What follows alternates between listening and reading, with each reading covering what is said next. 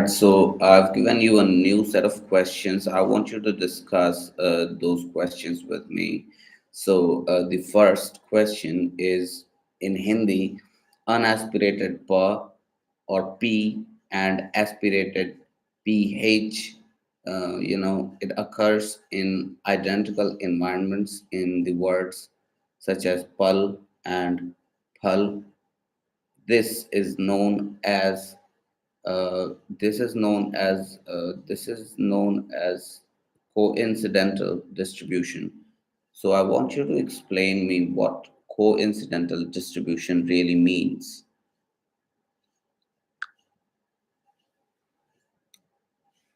Coincidental distribution refers to a situation where two phonetic elements, like sounds, occur in the same phonetic environment but do not lead to a difference in meaning. Essentially, these sounds can appear in the same positions within words, yet the meaning of the words remains unchanged. This concept is quite different from contrastive distribution, where two sounds in the same environment would change the meaning of a word, like p and b in pat and bat. In the case of coincidental distribution, the occurrence of the sounds is just by coincidence and does not serve to distinguish meaning. For example, in Hindi, the unaspirated p and the aspirated puff occur in the same environment in words like pal, meaning moment, and phal, meaning fruit. The distribution is coincidental because even though these sounds are different, their occurrence in similar environments does not indicate a systematic pattern that changes meaning. They just happen to be there. Does that help clarify the concept? Yes, it certainly did. Now let's move on to the next question. The next question is the word 15th in isolation is stressed on the second syllable, as in 15th, but in 15th place, the stress is on the first syllable itself. So, 15th versus 15th place. This process is termed as stress Great, let's timing. dive into that. The phenomenon you're describing is known as stress shift. Stress shift refers to the movement of stress from one syllable to another depending on the word's position in a sentence or its relationship to words. In your example, when you say 15th in isolation, the stress naturally falls on the second syllable 15th. However, when 15th is used in a phrase like 15th place, the stress shifts to the first syllable, 15th place. This shift happens to maintain a natural rhythm and emphasis in speech. English tends to prefer a certain rhythm, and when words are combined, especially in phrases where the following word begins with a strong syllable, the stress on the first word might shift to maintain this rhythm. So 15th by itself is stressed on the second syllable, but in 15th place, the stress shifts to the first syllable to keep the phrase sounding smooth and natural. Does that make sense? Yes, it does make sense, but the answer that is mentioned in the exam that I just attempted is stress timing. It's not stress shift. So how does that make a difference? Is stress timing and stress shift the same thing, or is it two different phenomena? Can you explain? I see where the confusion might come from. Stress timing and stress shift are indeed related concepts, but they refer to different phenomena in phonology. One, stress timing. This term refers to the rhythm of certain languages, like English, where stressed syllables tend to occur at regular intervals, regardless of the number of intervening syllables. In a stress-timed language, the time between stressed syllables is roughly equal. This creates a rhythm where unstressed syllables are shortened or compressed to fit into the regular timing. So stress timing is more about the overall rhythmic pattern of speech. 2. Stress shift. This refers specifically to the movement of stress from one syllable to another within a word or phrase, depending on the phonetic context, as we discussed earlier.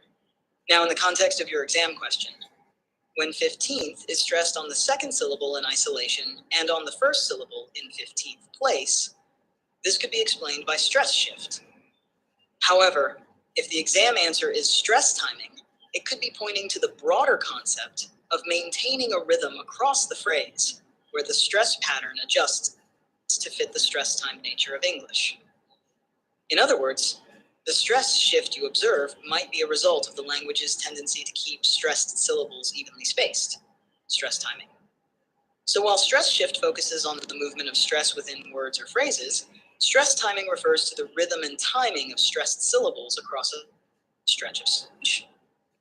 The two concepts are connected, but not exactly the same. In your exam, stress timing might have been the preferred answer because it reflects the broader rhythm pattern in English that causes the stress to shift in the phrase 15th place. Does that help clarify the distinction? Yes, it certainly does. Now, what is syllable timing versus syllable shift? Syllable timing versus syllable shift. Is there a difference between the two? Yes, there is a difference between syllable timing and syllable timing. This refers to the rhythm of speech in certain languages, where each syllable is given approximately equal time or duration, regardless of whether it is stressed or unstressed. Languages like Spanish or French are often considered syllable timed, meaning the rhythm is based on the even pacing of syllables. In a syllable timed language, the timing is more consistent across syllables, so the speech tends to sound more evenly paced. 2. Syllable shift. This term isn't as commonly used or clearly defined in phonology as stress shift, but it would likely refer to a change in the syllable structure within a word or phrase. This could involve the reordering of syllables or the shifting of syllable words in certain contexts. Syllable shift as a concept isn't as prominent or widely recognized as stress shift. To sum up, syllable timing is about the rhythm and pacing of syllables within a language, where each syllable tends to have a similar duration. Syllable shift would hypothetically refer to a change in syllable structure or boundary, but it's not a standard term like stress shift. So syllable timing and syllable shift are not equivalent, and they focus on different aspects of speech. Syllable timing deals with the rhythm of language, while syllable shift, if used, would likely pertain to changes in how syllables are structured or pronounced within a word.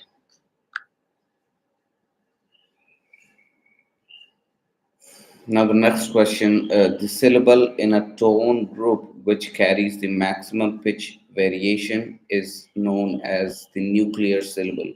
Now, please explain and exemplify what this really means.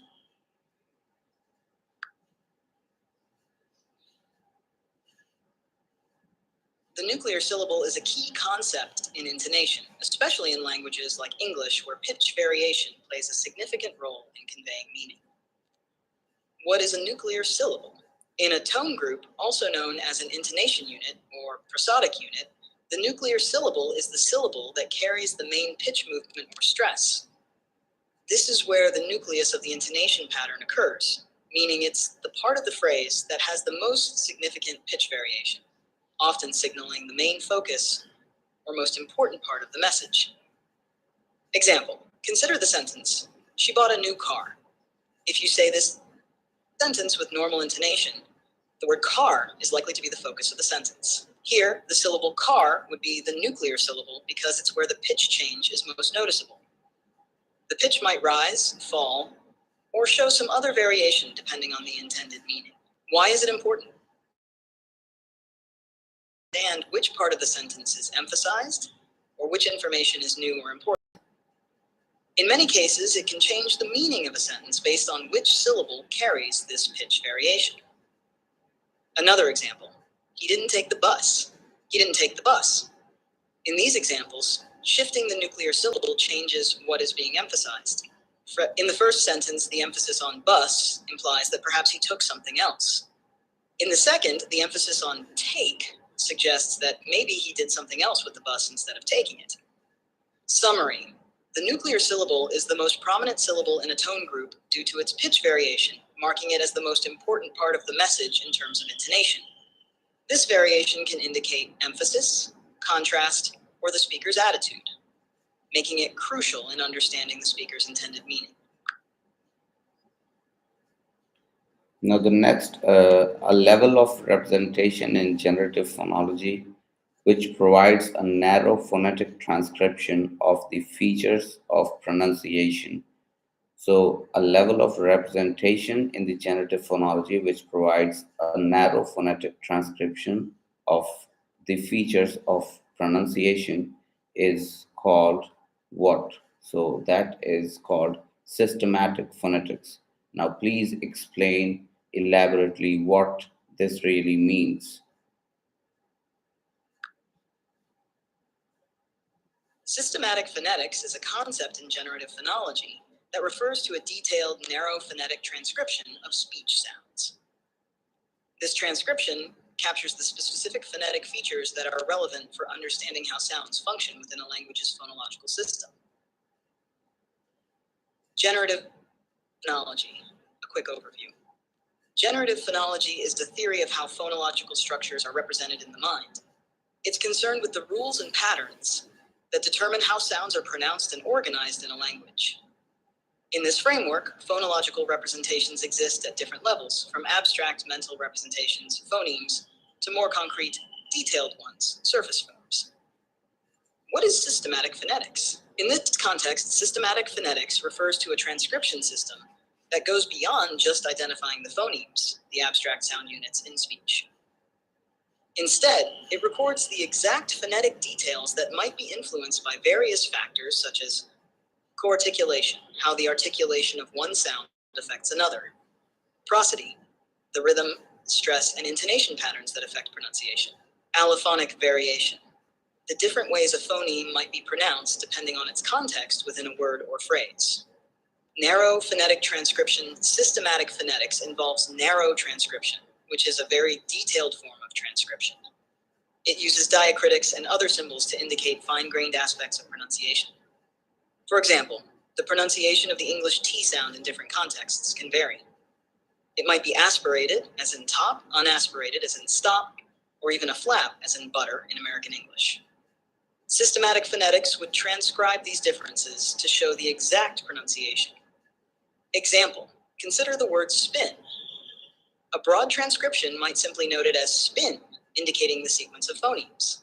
A narrow transcription, used in systematic phonetics, might show it as spin, indicating that the P is aspirated slightly, even though it's in a position where it's not typically fully aspirated. Why is systematic phonetics important? Captures subtle distinctions. It provides a more nuanced representation of speech, capturing subtle distinctions that might be phonologically relevant. Helps in understanding sound patterns. It helps phonologists understand how phonetic details contribute to the phonological patterns of a language. Connects phonology and phonetics. By providing detailed phonetic information, systematic phonetics helps bridge the gap between abstract phonological rules and their physical realization in speech. Summary: systematic phonetics is a detailed, narrow phonetic transcription used in generative phonology to accurately represent the precise phonetic features of speech. It's essential for capturing the fine-grained details of how sounds are pronounced, which helps in understanding the underlying phonological structures and processes within a language. This level of detail is crucial for analyzing how sounds interact and change in different contexts, contributing to the broader understanding of language sound systems.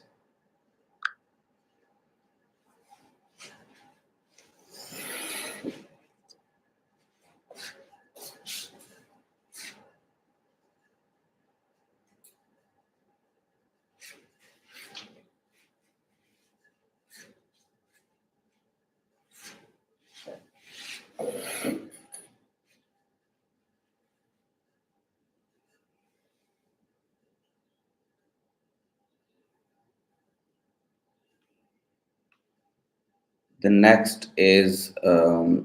next question is a consonant that cannot be decided whether it belongs to the coda of the preceding syllable or the onset of the following is termed as ambisyllabic consonant.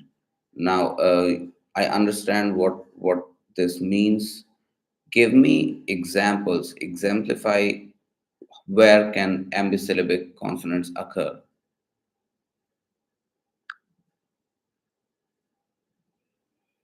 Ambisyllabic consonants are consonants that can be perceived as belonging to both the coda, end, of one syllable and the onset, beginning, of the next syllable simultaneously. This phenomenon often occurs in words where a consonant appears between two vowels, making it unclear which syllable the consonant belongs to. Examples of ambisyllabic consonants. 1. English word happy. Word breakdown. Ha. Ambisyllabic consonant. The consonant P can be considered part of the coda of the first syllable hap, and the onset of the second syllable. Explanation. In some dialects, the P is pronounced in such a way that it could be heard as ending the first syllable or starting the second, making it ambisyllabic. 2. English word little. Word breakdown. Lit-L. In some dialects, ambisyllabic consonant. The T sound can be considered both the coda of the first syllable lit and the onset of the second syllable tia-li. Explanation. In this case, the T is ambisyllabic because it can be interpreted as closing the first syllable or initiating the second, especially in rapid or casual speech. 3. English word better. Word breakdown. Better, or bear in American English. Ambisyllabic consonant, the T sound, or flap in American English, is ambisyllabic, potentially belonging to both the coda of the first syllable bet and the onset of the second syllable ter. Explanation. The T sound, or flap, in better can be interpreted as either ending the first syllable or beginning the second, depending on how it's pronounced. 4. English word dinner. Word breakdown. Dinner. Ambisyllabic consonant. The N sound can be seen as part of the coda of the first syllable din and the onset of the second syllable ner. Explanation. The N is ambisyllabic because it could be interpreted as closing the first syllable or starting the second, especially in connected or fast speech. Occurrence of ambisyllabic consonants. Ambisyllabic consonants typically occur in words with certain types of syllable structures, especially those with a vowel consonant vowel VCV pattern. They are more common in languages or dialects where syllable boundaries are not clearly marked, or where speech tends to be fluid and connected, allowing consonants to serve dual roles in syllable structure.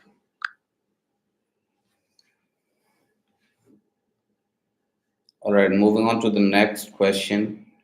An inflectional marker is distinguished from derivational marker with regard to first the first is the productivity, the second is the configurationality. Markers and derivational markers are both types of morphemes, but they serve different purposes in a language. The key differences between them include productivity, meaning change, and the effect on grammatical category. Let's break these down.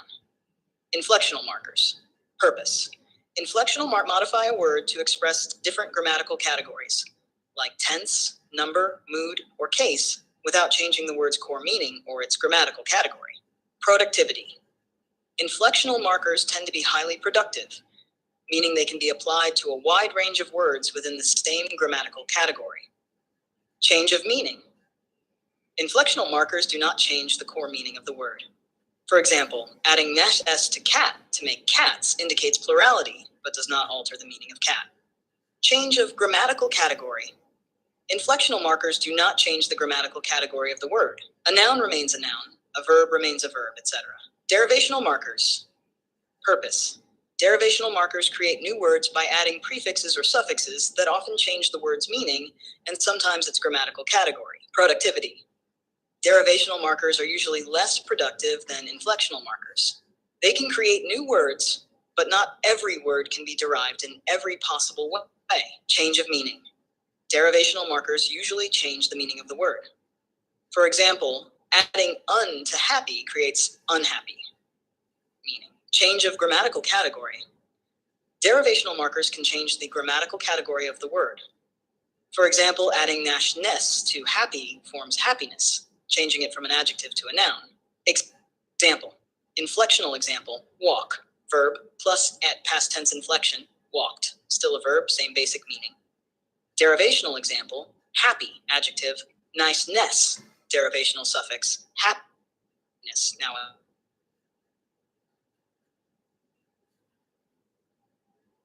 grammatical context without changing its meaning or category, while derivational markers create new words with new meanings and sometimes different grammatical categories. So, inflectional marker can be distinguished from derivational marker in the following sense: change of meaning, change of grammatical category, productivity, but not the configurationality. So, tell me, what is configurationality in brief? Don't be explanatory.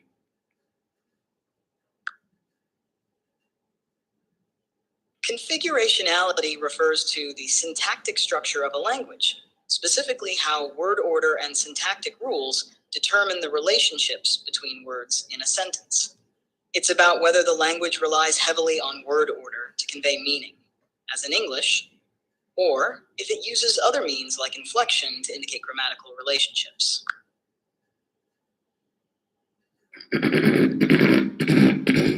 So the inflectional marker can actually be distinguished from derivational marker on four grounds. First is the change of meaning, second is the productivity, third is the configurationality, and fourth is the change of grammatical category. Could you please briefly elaborate? Briefly, not elaborate. Actually, inflectional markers and derivational markers can be distinguished on three key grounds: change of meaning, productivity, and change of grammatical category. Configurationality is not typically used to differentiate them. Here's a brief overview. Change of meaning. Derivational markers create new words with different meanings, while inflectional markers adjust a word to fit grammatical content. Why is it that the configurationality cannot distinguish between the two?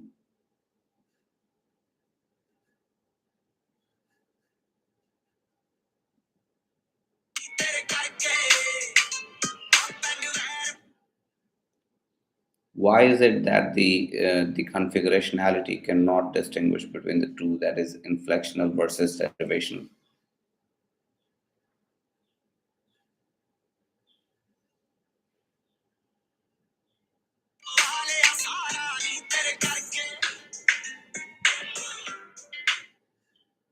Look, in the question paper, it's clearly mentioned that all of the above can distinguish between, you know, inflectional versus derivational markers. So I don't understand why configurationality cannot really distinguish between the two, whereas in the question it's otherwise. That's what concerning me. So I would certainly get back to it with the right connection.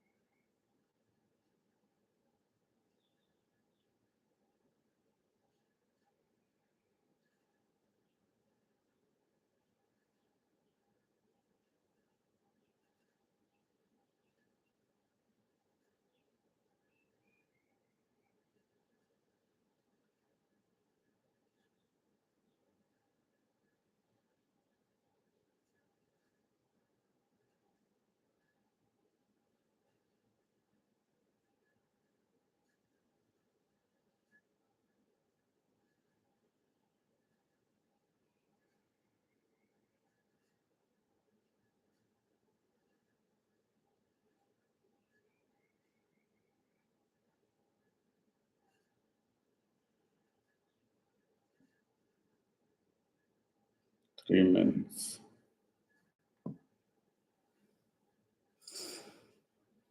Now let's get you connected. Okay, so Is there something specific you'd like to discuss or clarify further? certainly, what I want you to do is I want you to explain to me why can inflectional and derivational markers not be distinguished on the grounds of configurationality? What's the deal with it?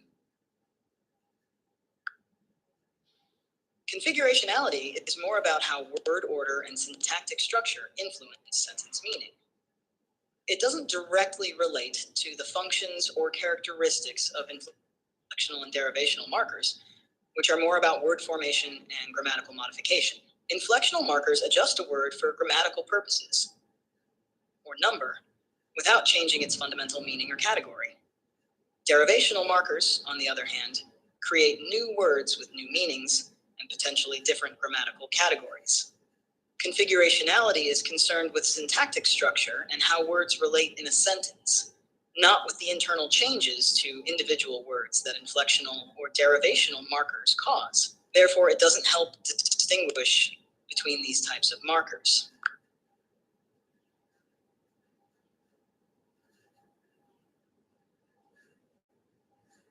So configurationality talks about word order, not the word formation processes, and that is the reason why it cannot distinguish between the two. Briefly explain why, briefly explain if I, briefly reassure if I'm correct or incorrect, and then we'll move on because I don't have much time. Yes, you're correct. Configurationality focuses on sentence structure and word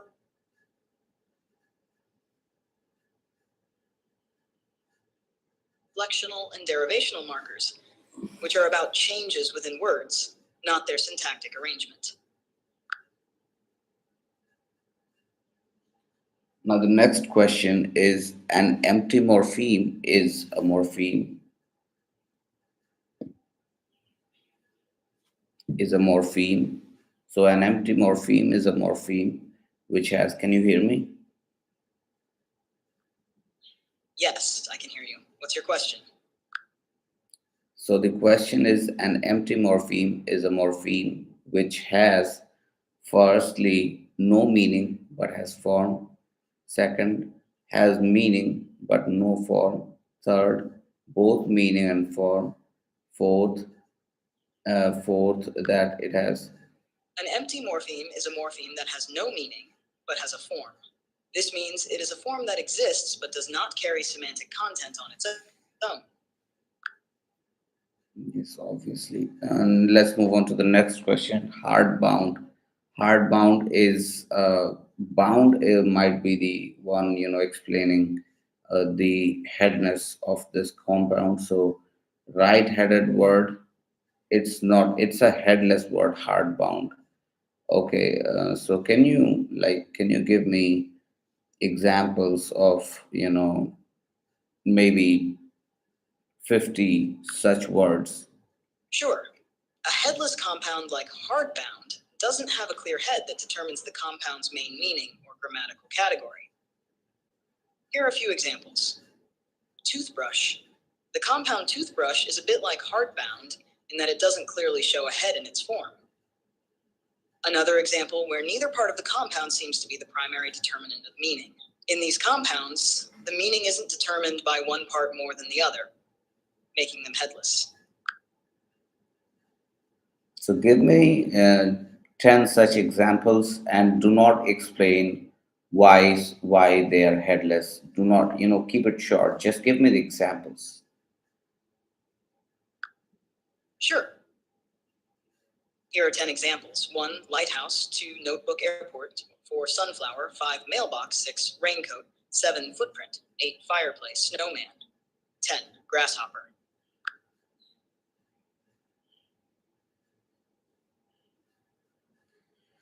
Take a pause after every word to, just Okay, the next one is something like, say something like saying, the next word is this, next word is this. Go ahead and repeat the same 10 words. Sure. The first example is lighthouse. Next is notebook. The following word is airport. Next up is sunflower. The next one is mailbox. Then we have raincoat. The next word is footprint. Following that is fireplace. The next one is snowman. And finally, grasshopper.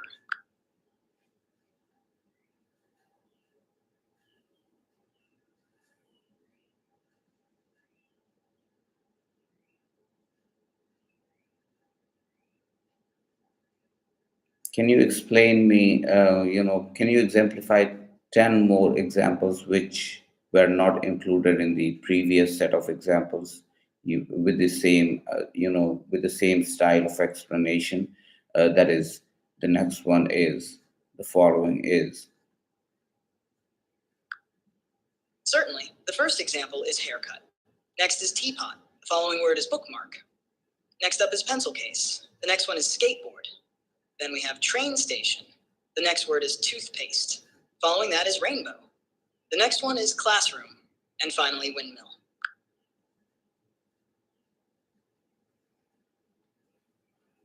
All right, let's move on to the next question. In inflectional languages, the term declension refers to forms of adjective modifying different nouns, the deixis and their locations, forms of verb showing the person, number, and gender of the subject or object in a sentence, a noun with different case endings showing its different forms. So, declension refers to a noun with different case endings showing its different forms.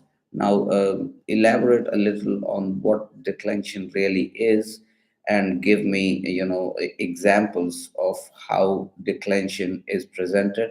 Do not be very elaborate, be brief, and, keep it short.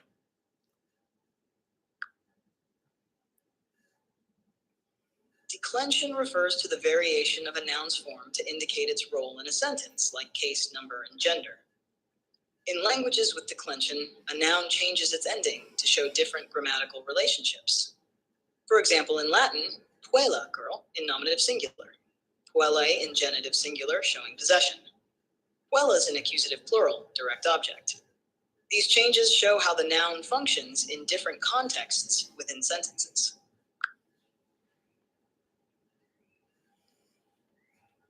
Let's move on to the next question. So, if different morphs represent the same morpheme, they are grouped together and are called.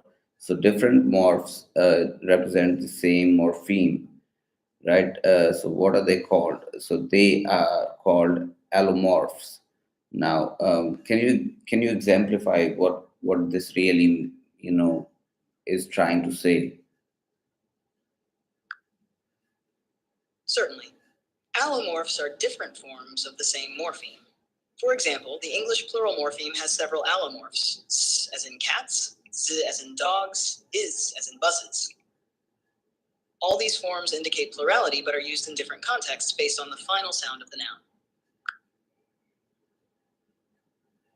The next question is so it has two assertions. First, in government and binding theory, the agreement marking or AGR of a person, gender, or number in finite verbs plays an important role in binding theory and case theory.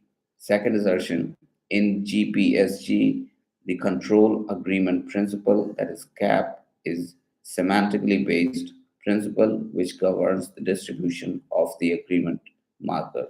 Now, please explain me what the first assertion really means by saying that in government and binding theory, the agreement marking of person, number, and gender in the finite verbs plays an important role in binding theory and case theory.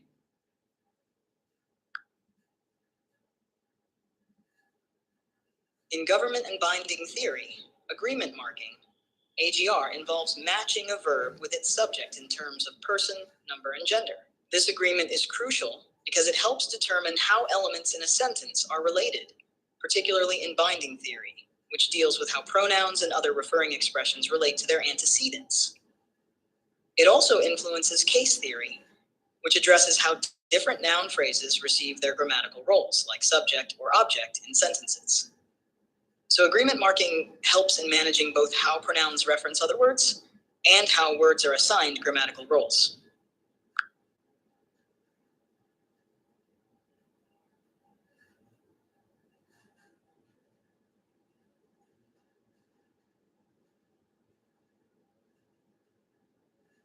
Now, the second assertion, that in GPSG, that is generalized phrase structure grammar, the control agreement principle is a semantically based principle which governs the distribution of agreement marker. Now, I want you to elaborate on what GPSG, or the generalized phrase structure grammar, is, and then I want you to talk about the control agreement principle, and then about this assertion which talks about, a control agreement principle being a semantically based principle that governs the distribution of the agreement marker.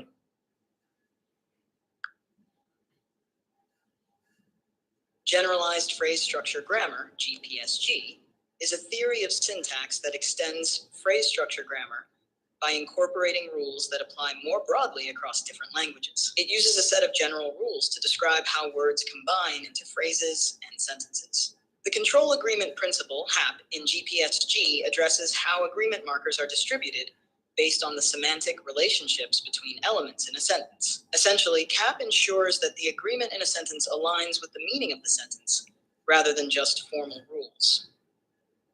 In other words, CAP focuses on how the agreement between a verb and its arguments, like subjects or objects, is influenced by the overall meaning of the sentence. This principle helps explain why certain forms of agreement are used in specific contexts, reflecting not just syntactic structure, but also the underlying semantics.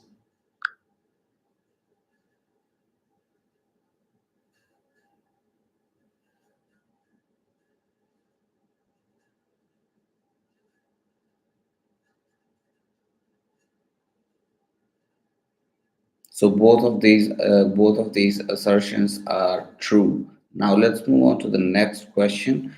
So which of the following statements is not true in the context of X governs Y if and only if X is a governor, no barrier intervenes, Y M commands X, and X is the head.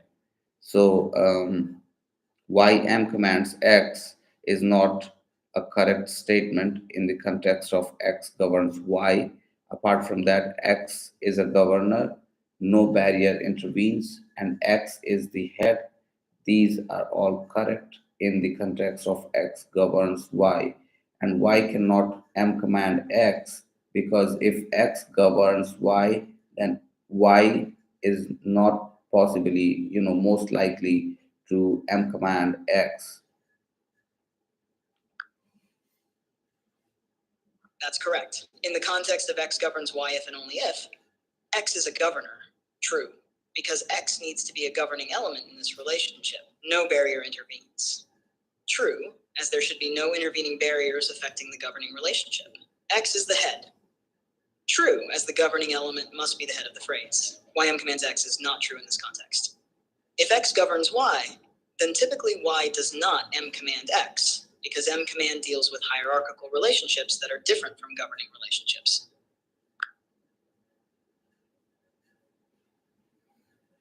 So quickly recap what M command is used for, what it really is, and what's the mechanism that undergoes the M commanding relationship. Like how does this function?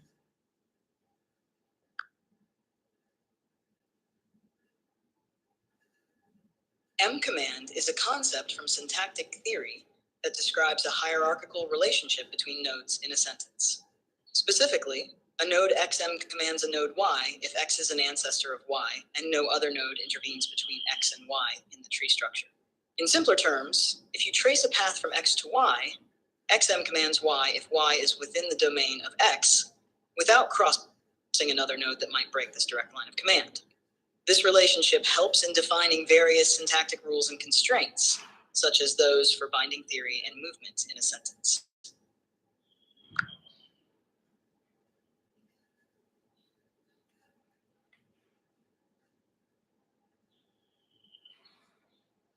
Now, the next question, which of the following is not true for the term focus in syntax?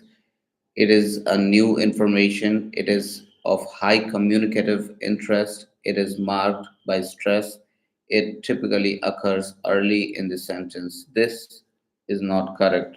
So, about focus, it's a new information, it's of high communicative interest, it is marked by stress.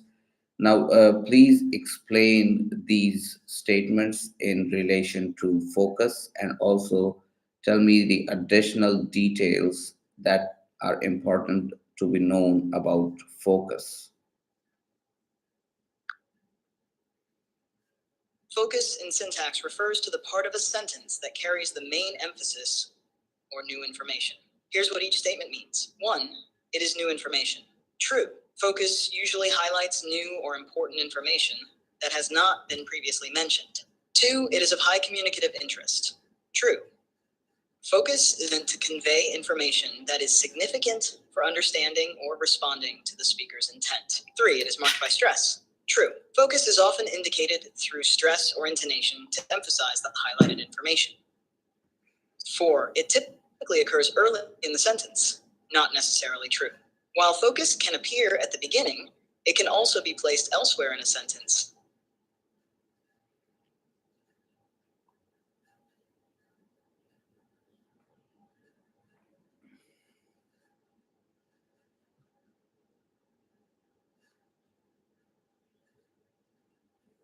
Text and pragmatic needs. Now, I get how these statements relate to the term focus, but the additional information that you gave.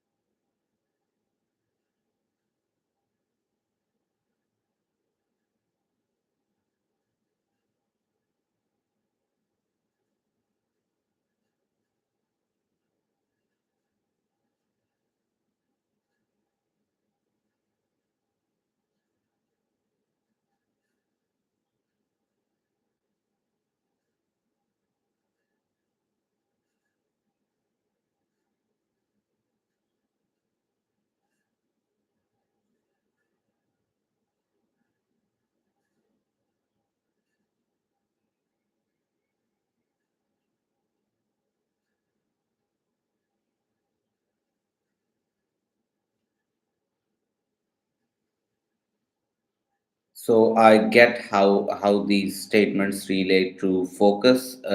What I the additional information about focus that you gave, it got cut off. So can you repeat just the additional information that you gave about focus? Certainly, focus is crucial for distinguishing between given and new information. It often varies depending on the linguistic context and pragmatic needs of the conversation. The next question is it has two assertions. First, gapping in generative grammar refers to obscure of a repeated verb in conjoined clauses. That's true. Second assertion, a small clause contains. In generative grammar, gapping refers to the omission of repeated elements, typically verbs, in coordinated clauses. For example, in the sentence, John can play the piano and Mary the violin, the verb can play is omitted in the second clause.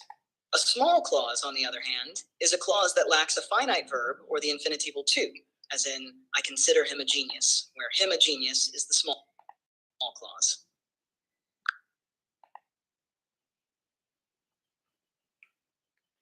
So a small clause contains which neither contains a finite verb nor an infinitival true. Can you elaborate on what this really means? Like, I want to get an idea of what could be contained within a small clause. Certainly. A small clause is a grammatical construction that contains a subject and predicate but lacks a finite verb. Essentially, it functions like a clause, but without the typical verb form that would make it a full clause. For example, in she found the task difficult. The task difficult is a small clause where difficult describes the task, but there is no finite verb present. I consider him a genius, where him a genius is the small clause with consider being the main verb of the larger clause. Small clauses often appear as complements or in adjectival or nominal phrases.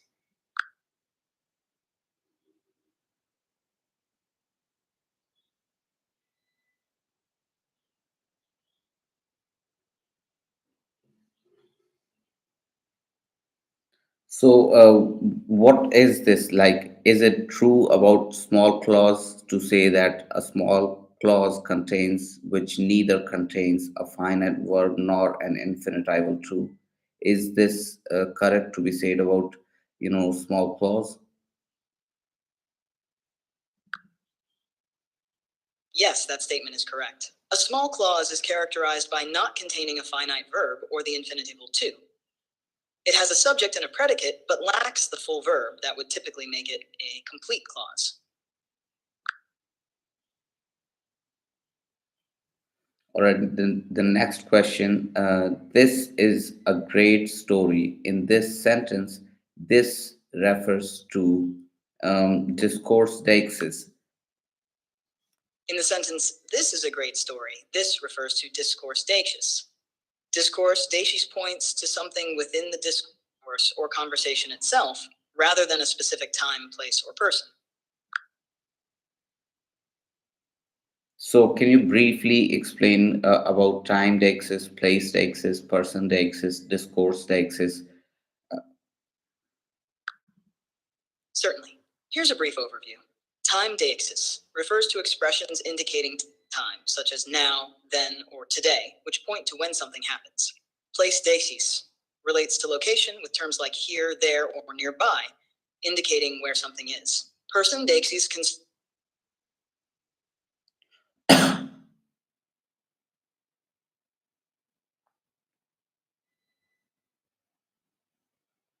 like this, the following, or as mentioned earlier, referring to segments or elements of the discourse.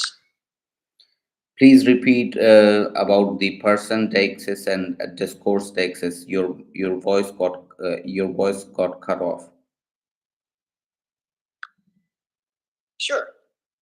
Person deixis refers to individuals in the conversation using pronouns like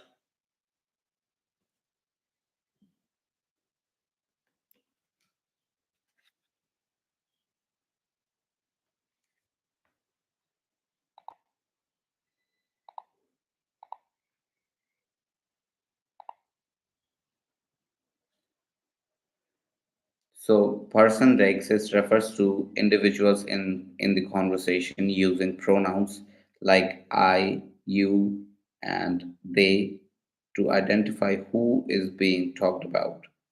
Discourse deixis points to specific parts of the conversation or text, such as this, the following, or as mentioned earlier. So, specific parts of the conversation or text, that's discourse deixis, to refer to the segments of the discourse itself. So, this is a great story. This here refers to the discourse deixis because it talks about the story. The story is like, and it's a discourse itself, story. So moving on to the next question. So the next question has two assertions. First, the White House condemned terrorism. Second, every citizen has a right to demand a roof over his head. The underlying words White House and roof, what do they refer to? So those are metonymy. Why is that a metonymy? What's a metonym? Metonymy is a figure of speech where a part or attribute of something is used to refer to the whole or something closely related. In the White House condemned terrorism, the White House represents the US government or its officials. In every citizen has a right to demand a roof over his head. Roof represents shelter or housing in general. So metonymy is used here because specific attributes, the White House roof, stand in for broader concepts, the government, housing.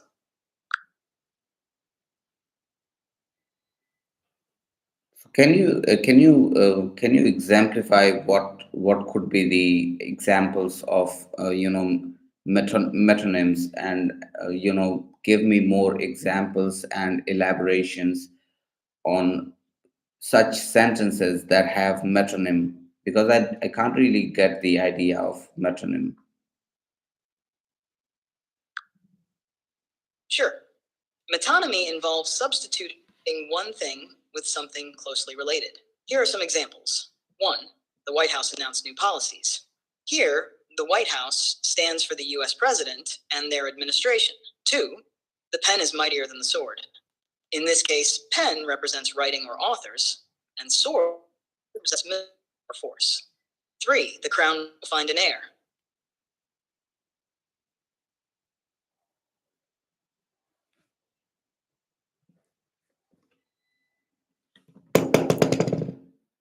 Three, the crown will find an heir. Heir as in, santan. So the crown symbolizes royalty or the monarchy, not the physical crown itself. Hollywood is known for its movies. So Hollywood represents the American film industry rather than the location. Now, metronym involves substituting one thing with something closely related.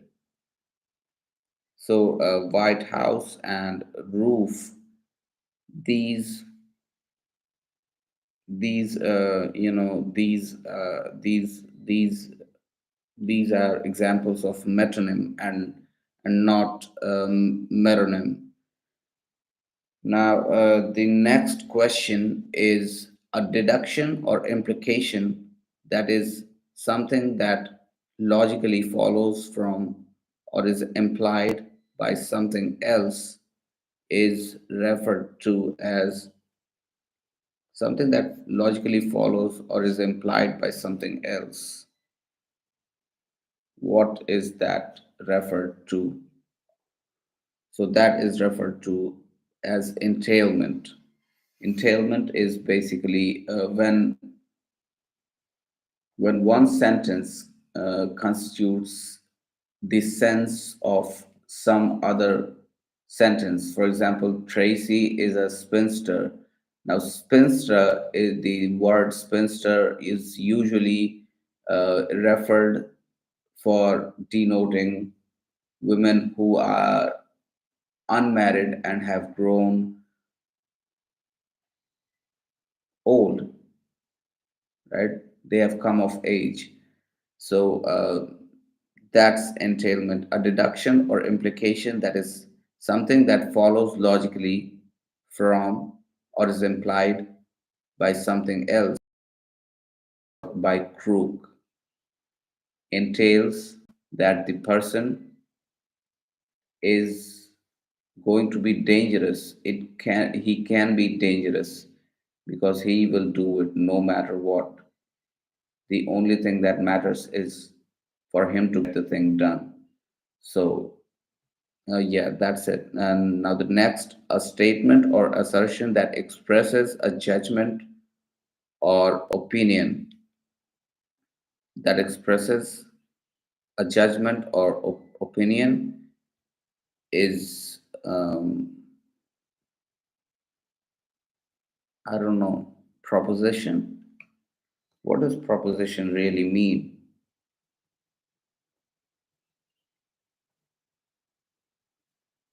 I don't know. And the network is not working, so I'm going to end the stream. See you later.